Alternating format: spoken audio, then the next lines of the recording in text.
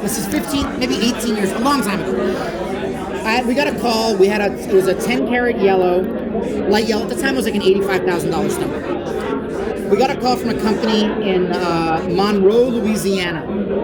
Hey, I saw your stone on RapNet. Da da da da.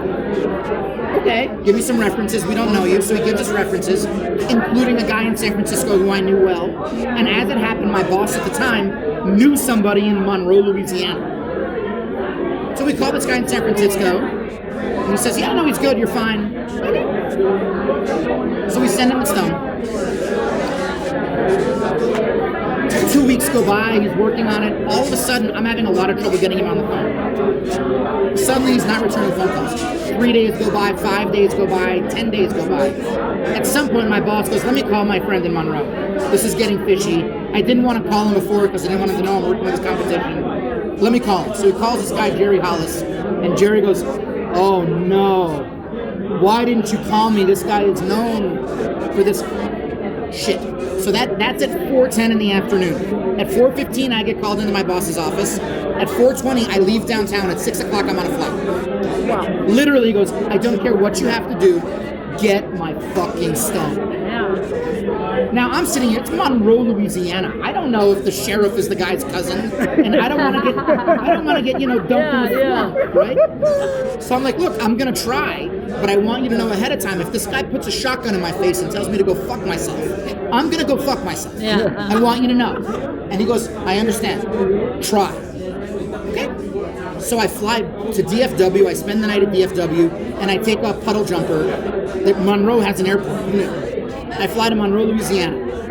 The airport is the size of this room. And there's one little rental car company, like Uncle Buck's or something, and they have one car and it's an orange Camaro.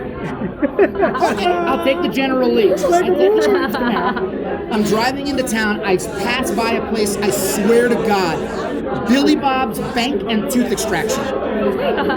Billy Bob's Bank? Bank and Tooth Extraction. Yeah. Bank and Tooth Extraction? Yeah, welcome to Monroe, Louisiana. Yeah. So I get to downtown Monroe. The tallest building in town is 5 stories.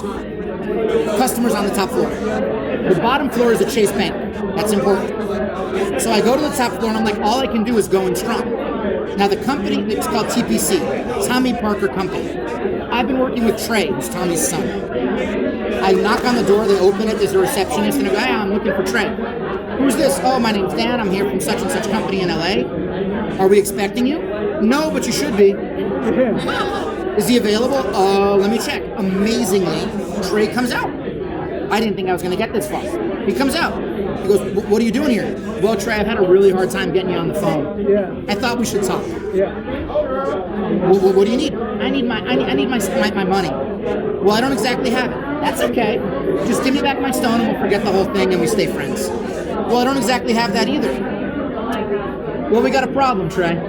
Lucky for me, Tommy's not in the office that day. I'm sure if Tommy was in the office, I would have been thrown out in 5 seconds. But he wasn't. And Trey is maybe 24. It's a kid. He's a kid. I'm maybe 28, right? Yeah. Let's be 30. Yeah. But I'm slightly older than him. Right? So I go, listen, we got a problem. What are we going to do about it? And he goes, I could maybe give you post-dated checks. And I'm like, well, that sounds great, except one small problem. I don't really trust you. So how about this? I'm going to get some of your merchandise to hold on to.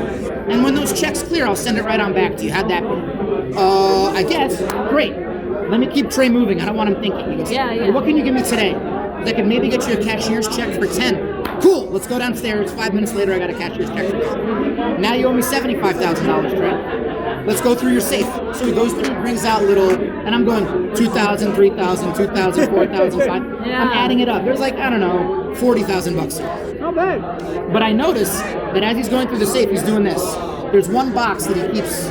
Yeah. Hey, Trey, what's in there? Yeah. He opens it up. It's a nice looking 5-carat. I say, that'll work. I grab it. Yeah. He's written me checks for, I think it was $4,000, like 15 checks, right? Something like that.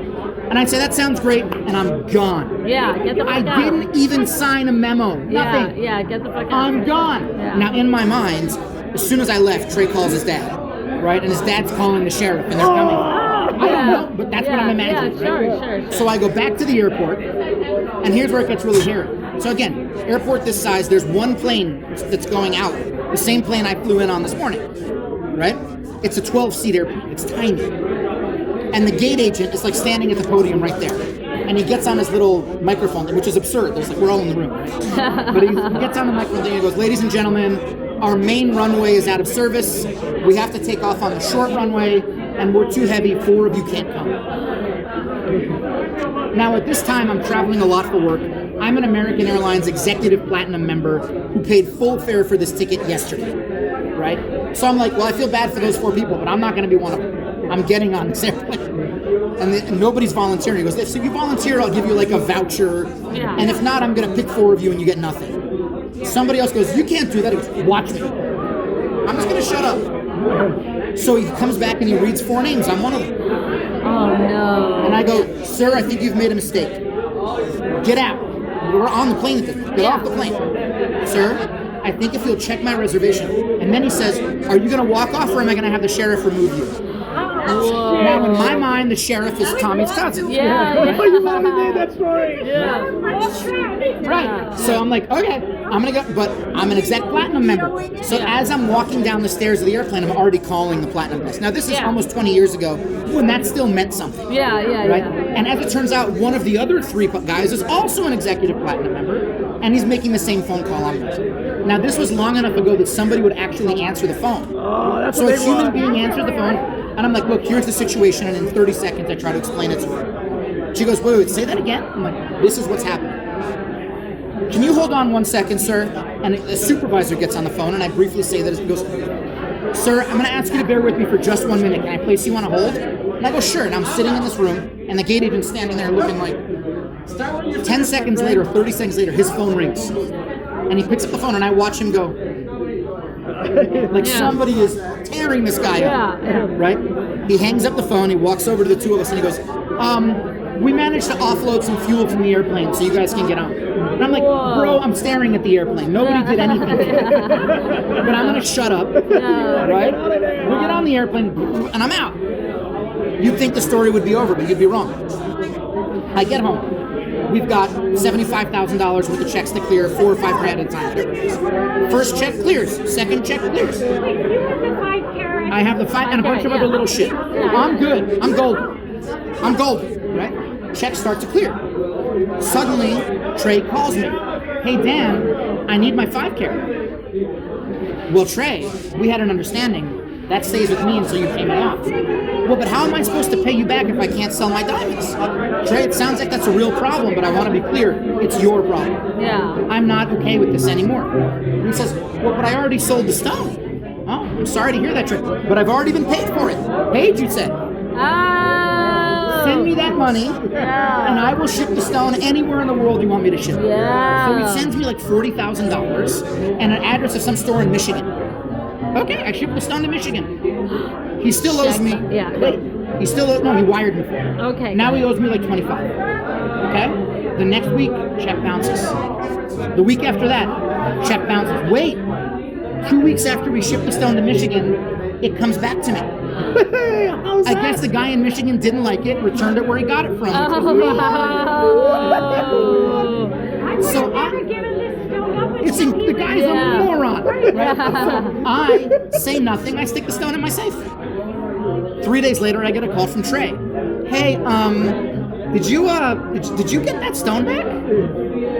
You know, Trey, it's funny you mention it. I did. Well, I need the money so I can give it back to the guy.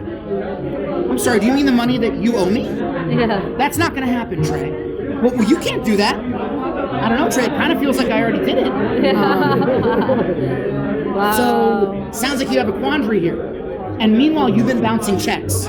So when you play nice, I'll play nice. Well, I'm gonna take you to arbitration, and I think that's a great idea. My boss is the vice president of the club. When would you like to arrange that? And he goes, listen. Finally, he becomes a 24-year-old. He goes, my dad's gonna kill me. We have to figure this out. And I said, Trey, it's really simple. You owe me $24,000 plus the cost of my flight to Louisiana. Comes out to $28,500. Send me that. I'll send you back all your stuff, and we can pretend we never met. He does it. He sends me the money. So I pack up all this stuff and ship it to him. About 90 days later, I get the notification TPC is BK. TPC went under. Went on. Yeah. But meanwhile, I had called my friend in San Francisco after all this went down. I said, Dror, how do you give a reference on somebody like that? And Dror goes silent on the phone and he goes, I've got $250,000 on memo to him. Dror, get on a plane, do it now. Yeah. He never got back to me about what happened. I don't know. I think I was the